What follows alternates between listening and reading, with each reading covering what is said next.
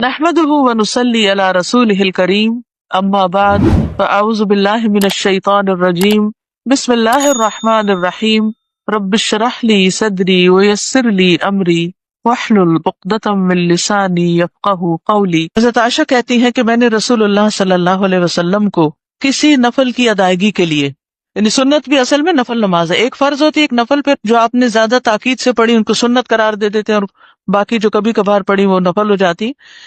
کسی نفل کی ادائیگی کے لیے اتنی جلدی کرتے نہیں دیکھا جتنی جلدی آپ نماز فجر سے پہلے 2 رکعتوں کے لیے کرتے تھے۔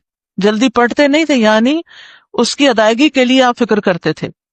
حضرت عائشہ ہی سے روایت ہے کہ نبی صلی اللہ علیہ وسلم نے طلوع فجر کے وقت 2 رکعت نماز، یعنی فرض کی بات ہے یہاں، آپ نے 2 رکعت نماز پڑھنے کی شان کے بارے میں فرمایا کہ ان کو پڑھنا میرے نزدیک ساری دنیا سے زیادہ محبوب ہے۔ آپ نے فرمایا جو آدمی عشاء اور فجر کی نمازوں میں آ سکتا ہے تو اس پر لازم ہے کہ وہ آئے، اگرچہ اسے گھسٹ کے کیوں نہ آنا پڑے، یعنی گھٹنوں کے بل یا پیٹھ کے بل گھسٹ گھسٹ کے ہی آنا پڑے تو بھی آئے، لیکن آئے ضرور۔ کیوں؟ اس لیے کہ جو شخص فجر کی نماز پڑھتا ہے وہ اللہ کی حفاظت میں آ جاتا ہے۔ رسول اللہ صلی اللہ علیہ وسلم نے فرمایا جس نے صبح کی نماز پڑھی پس وہ اللہ کے ذمے میں ہے، اللہ کی حفاظت میں ہے، اللہ کے ذمے ہو گیا۔ بس اللہ تم سے اپنی حفاظت کے بارے میں کسی چیز کا مطالبہ نہ کرے۔ کیا مطلب ہے اس کا؟ یعنی جو اللہ کے ذمے ہے اس پر کوئی ظلم نہ کرے اور ظلم کر کے اللہ کے سامنے جواب دے نہ ہو، اس لیے کہ جس سے اللہ پوچھے گا، مطالبہ کرے گا، یقیناً اسے اپنی گرفت میں لے لے گا اور لے کر منہ کے بل جہنم میں پھینک دے گا۔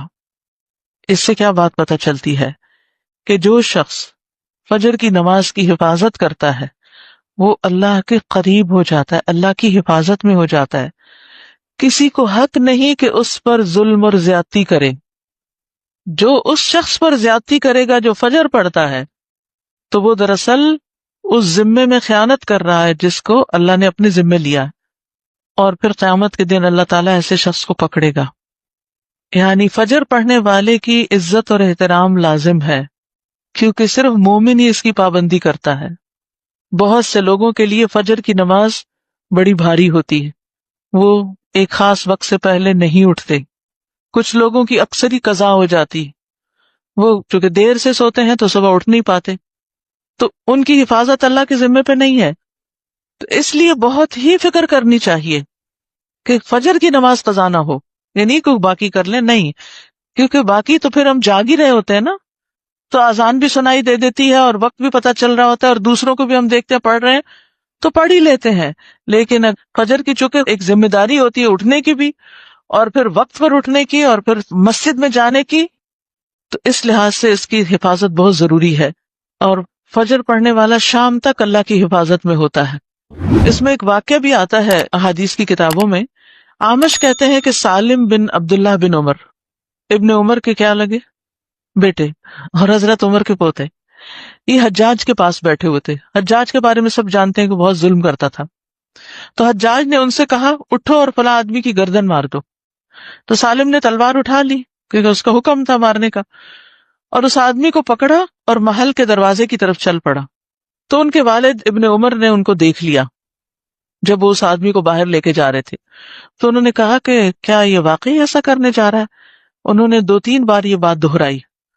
پھر باہر لا کر سالم نے اس سے پوچھا کیا تم نے فجر کی نماز پڑھی ہے؟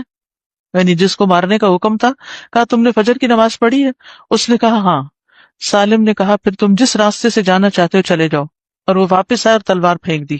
حجاج نے ان سے پوچھا کیا تم نے اس کی گردن اڑا دی؟ انہوں نے جواب دیا نہیں۔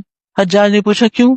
سالم نے جواب دیا میں نے اپنے والد کو یہ کہتے ہوئے سنا ہے کہ رسول اللہ صلی اللہ علیہ وسلم نے فرمایا جس نے فجر کی نماز ادا کی وہ اللہ کی حفاظت میں ہے یہاں تک کہ شام ہو جائے۔ تو ان کے والد نے ان سے کہا کہ سمجھدار رہو، میں نے تمہارا نام اسی لیے سالم رکھا کہ تم سلامت رہو، یعنی اللہ کے ذمے کے اندر خیانت نہ کرو۔ تو بہرحال اس سے یہ پتہ چلتا ہے کہ انسان سے بڑے بڑے حادثے، بڑی بڑی مصیبتیں ٹل جاتی ہیں جب وہ فجر کی نماز کی حفاظت کرتا ہے۔ اب تو الحمدللہ ہر شخص کے موبائل پر الارم ہوتا ہے اور موبائل ہر شخص کے سرہانے ہوتا ہے، تو کوئی بھی یہ نہیں کہہ سکتا کہ میں صبح نہیں اٹھ پایا، ایک نہیں 2 3 الارم لگا لیں، 5 منٹ کے وقفے پہ رکھ لیں اس کو، کیونکہ جو شخص یہ 2 نمازیں پڑھے گا، بخاری میں آتا ہے وہ جنت میں داخل ہوگا۔ ایک اور روایت میں آتا ہے وہ آدمی ہرگز دوزخ میں نہیں جائے گا جس نے سورج نکلنے سے پہلے اور سورج کے غروب ہونے سے پہلے نماز پڑھی، یعنی فجر اور عصر کی۔ اور پھر آپ نے فرمایا ان نمازوں میں سستی نہ کرو اگر تم اللہ کا دیدار کرنا چاہتے ہو، اس طرح کہ جیسے تم 14ویں کے چاند کو دیکھتے ہو، اور تمہیں کوئی دھکم پیل کا بھی واسطہ نہیں پڑے گا، یعنی جو ان نمازوں کی حفاظت کرتا ہے وہ اللہ کے دیدار کے قابل ہوگا۔ اور پھر بعض اوقات لوگ رات قیام کرتے رہتے ہیں، آخر حصے میں سو کے فجر قضا کر دیتے ہیں، کیا ہے تہجد کے لیے اٹھے تھے وہ آنکھ نہیں پھر کلی فجر کے لیے، تو یہ نہیں ہونا چاہیے۔ عمر رضی اللہ عنہ کہتے ہیں میں صبح کی نماز با جماعت پڑھوں یہ مجھے اس سے زیادہ محبوب ہے کہ میں ساری رات قیام کروں، ساری رات کے نوافل سے زیادہ محبوب ہے کہ فجر کی نماز جماعت کے ساتھ۔ ہاں منافق پر فجر کی نماز بھاری ہوتی ہے، تو منافقت سے نکلنے کے لیے، نفاق سے نکلنے کے لیے اس نماز کی پابندی ضروری ہے۔ ابی بن کعب کہتے ہیں ایک روز رسول اللہ صلی اللہ علیہ وسلم نے ہمیں صبح کی نماز پڑھائی، اس کے بعد فرمایا کیا فلاں حاضر ہے؟ لوگوں نے کہا نہیں۔ آپ نے پوچھا کیا فلاں آیا ہے؟ لوگوں نے کہا نہیں۔ آپ نے فرمایا بلا شبہ یہ 2 نمازیں منافقوں پر سب سے بھاری ہیں، سب نمازوں سے زیادہ بھاری، یعنی فجر اور عشاء، اور اگر تمہیں معلوم ہو کہ ان میں کیا کچھ اجر و ثواب ہے تو تم ان میں ضرور آؤ، خواہ گھٹنوں کے بل ہی کیوں نہ آنا پڑے۔